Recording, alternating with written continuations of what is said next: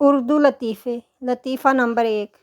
ایک عورت اپنی دوست سے: دنیا میں صرف ایک ہی چیز میں اور میری ساس متفق ہیں، وہ یہ کہ میرے شوہر کو کسی اور سے شادی کرنی چاہیے تھی۔ لطیفہ نمبر 2۔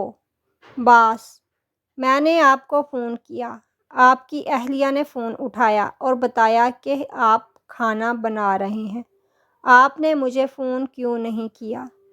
ملازم: میں نے آپ کو واپس فون کیا جناب، آپ کی اہلیہ نے فون اٹھایا اور بتایا کہ آپ کپڑے دھو رہے ہیں۔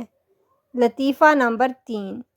بیوی شوہر سے: آپ قربانی کا جانور کب لاؤ گے؟ شوہر: بیگم مجھے ہی ذبح کر لو۔ بیوی: گدھے کی صرف کمائی حلال ہے، قربانی نہیں۔